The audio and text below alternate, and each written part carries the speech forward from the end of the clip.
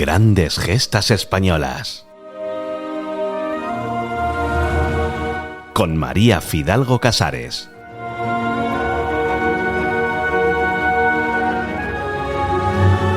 La corona española fue, años luz de las demás, la más humanitaria de la historia con respecto a la esclavitud, una lacra social tan antigua como el hombre.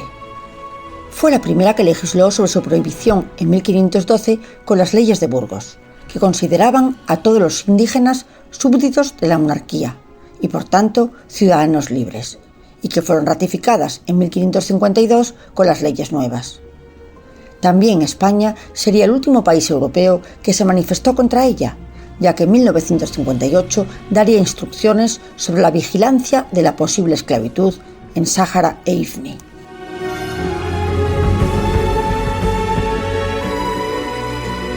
La esclavitud en España se remonta a la antigüedad y está documentada desde el Imperio Romano y la monarquía visigoda.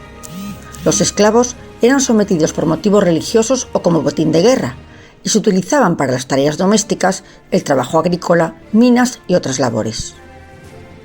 Pero sobre todo es a partir del siglo XV cuando aumenta su importancia en Europa, tras la adjudicación en el Tratado de Tordesillas de las costas africanas a Portugal. La trata de esclavos negros se convertiría en un negocio muy lucrativo, que fue controlado esencialmente por Portugal, pero pronto se vieron envueltas otras naciones como Inglaterra, Holanda o Francia. En el caso español, se recuerda muy poco que fue el dominico Bartolomé de las Casas, paradigma para algunos historiadores de los derechos humanos, quien aconsejó que se compraran africanos como esclavos para las posesiones americanas. Pero lo que suele omitirse también es que los europeos jamás se adentraban en el interior del continente. Hacían el negocio desde los puertos y adquirían el contingente humano a tribus negras que se dedicaban a su captura y los intercambiaban por productos manufacturados. Cuando en épocas muy recientes se originó el fenómeno Black Matter, en el que se pedía a la raza blanca que pidiera perdón por la esclavitud, curiosamente no incluía también a los propios negros, que eran los que físicamente los capturaban y vendían.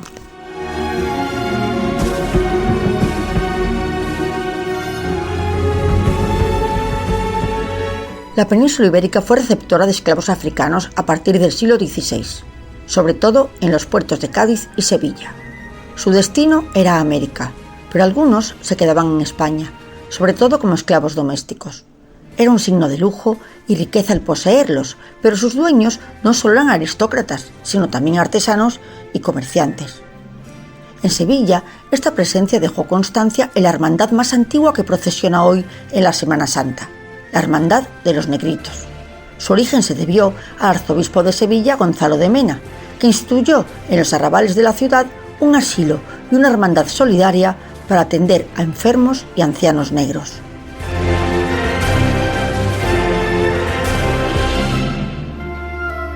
Pero no sería en Sevilla, sino en Granada, cuando emerge la gran figura de Juan de Sesa, conocido como Juan Latino, que fue uno de estos esclavos de ascendencia africana.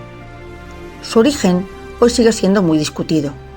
En un verso de su obra, Ad Totum Terris Venit, afirmó haber nacido en Etiopía, aunque entonces esta ubicación denominaba al conjunto del África negra.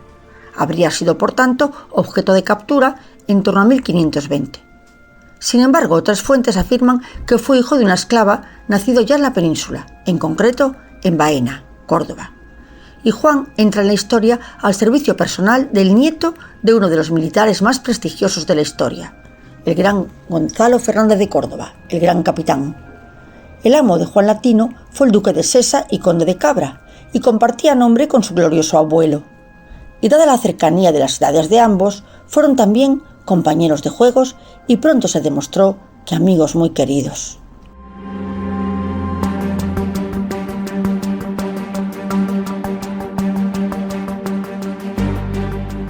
Este Gonzalo quedó huérfano de muy niño de padre y madre, y junto a sus hermanas fue acogido por familiares de Granada. Y el esclavo Juan, algo mayor que Gonzalo, se desplazó con ellos como sirviente personal. Gonzalo fue recibiendo una educación de élite, de acorde a su condición, en diferentes disciplinas.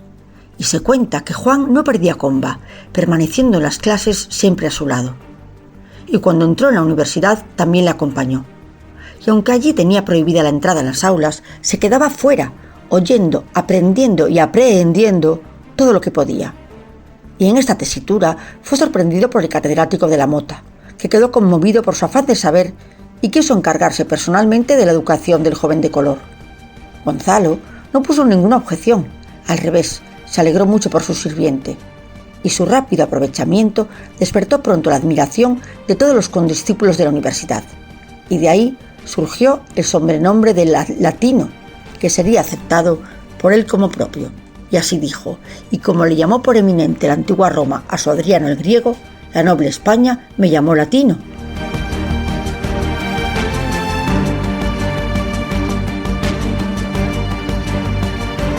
Pero a la vez que estudiaba, impartía clases particulares a los hijos de algunos nobles y de música a algunas jóvenes, ya que se ha escrito que dominaba el arpa, la vihuela, los instrumentos de tecla y el canto. Y así conoció a una de las mujeres granadinas más hermosas de las que se tiene constancia, Ana Carleval, hija de un caballero 24, que era como se llamaban entonces los primeros regidores cristianos de la ciudad, y que era administrador de don Gonzalo. Ya estaba prometida en matrimonio, pero se enamoraron perdidamente. Un romance imposible, sin visos de futuro, entre un esclavo y una joven blanca y noble. Pero el embarazo de ella desencadenó los acontecimientos. Y gracias a la mediación de los Fernández de Córdoba y el apoyo que dieron a Juan, otorgándole la libertad, el nombre del ducado de Sesa y una renta vitalicia, se pudo celebrar la boda entre ambos. El dramaturgo sevillano Jiménez de Enciso compondría una obra teatral llamada Juan Latino sobre los amores con su alumna y futura esposa Blanca.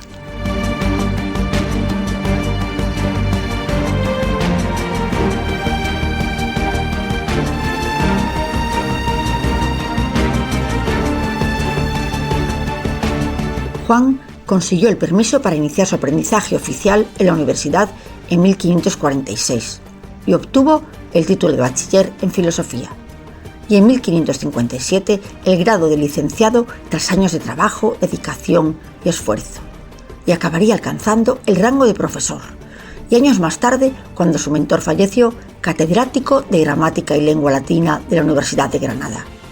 Su talento para la didáctica hizo que sus discípulos destacaran con gran brillantez. Y fue entonces cuando su acérrimo enemigo literario, León Roque de Santiago, aseguró que era hijo natural de Luis Fernández de Córdoba y Zúñiga, y por tanto, medio hermano de Gonzalo, pero fue algo que jamás se pudo demostrar.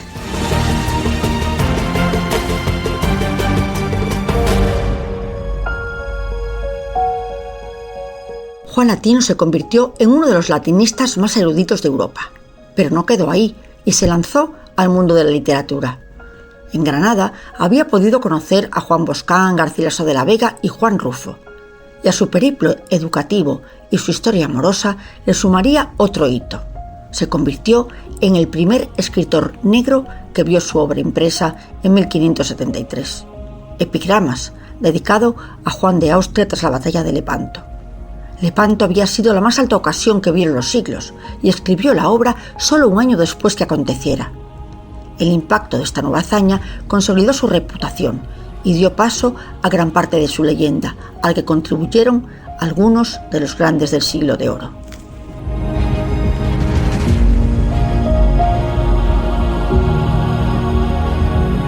Miguel de Cervantes, otro combatiente en Lepanto, quedó tan impactado que lo incluyó en el propio prólogo del Quijote, pues al cielo no le plugo que saliese tan ladino como el negro Juan Latino. Y Lope de Vega también le dedicaría unos versos. No era tan blanco en Granada Juan Latino que a la hija de un 24 enseñaba, y con ser negro y esclavo, porque su madre era esclava, del claro duque de Sesa, honor de España y de Italia, vino a casarse con ella, que gramática estudiaba, y la enseñó a conjugar en llegando al amo amas.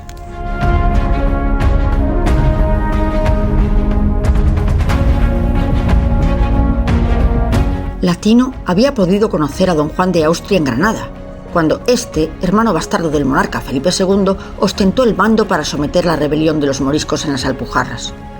Un conflicto civil en el que Latino se posicionó con firmeza junto a los Fernández de Córdoba por el bando del rey, siendo uno más entre los castellanos y un verdadero cristiano para todos los que lo conocieron. Y también como homenaje a la familia que tanto le había apoyado, escribió una sentida elegía a Gonzalo Fernández de Córdoba, en la que le llamaba hermano y le agradecía lo mucho que le debía, ser un hombre libre y culto.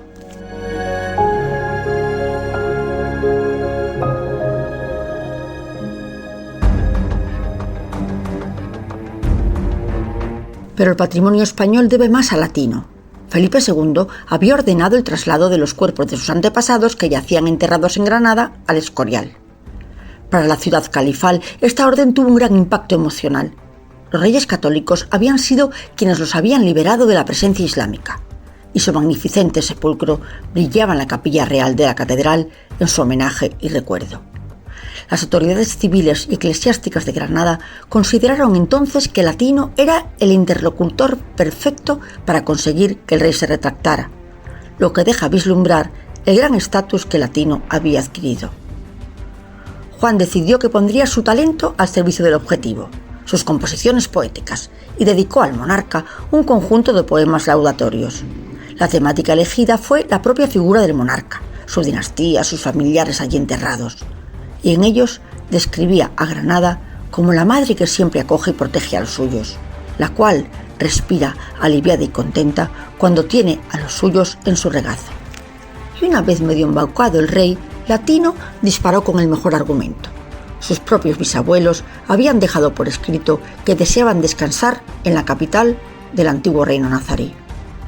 El reto fue superado y Felipe II ordenaría trasladar los restos de su madre, su primera mujer y sus dos hermanos, Fernando y Juan, pero permitió que los reyes católicos se quedasen en Granada. Juan Latino tuvo una vida reconocida y feliz, y estuvo ejerciendo hasta que se quedó ciego y tuvo que abandonar la cátedra ya siendo octogenario. Recibió la visita de San Juan de la Cruz y fue considerado siempre un hombre sabio y prudente. Falleció siendo un anciano muy respetado y admirado por una sociedad que jamás vio en el color de su piel un obstáculo, y sería enterrado en una iglesia mudéjar granadina, en el mismo lugar donde se enterrarían después su mujer y sus 4 hijos mulatos. Toda la trayectoria de Juan Latino es tan novelesca que parece más la de un héroe de ficción que la de un esclavo. Fue la primera persona negra que recibió estudios universitarios en Europa y que alcanzó una cátedra, y fue la primera persona de esta raza que publicó un libro en imprenta y también el primero en escribir una obra en latín. Se casó con una mujer de la nobleza y fue un referente cultural cuya obra literaria lo incluye en la nómina de poetas del Renacimiento europeo, en frase de Fra Molinero. Y también los expertos opinan que si hubiera escrito en castellano, en lugar de latín, su obra habría sido estudiada junto a los literatos del siglo de oro, Cervantes, Lope de Vega, Quevedo o Góngora.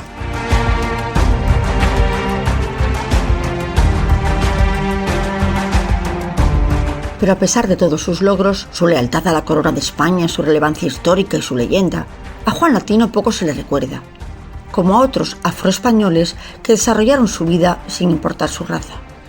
Se ha escrito que comprendió que desde pequeño que el saber era el único medio para conseguir tanto su liberación como su ascensión en una sociedad estamental, y a ello se aferró para alcanzar ambas metas.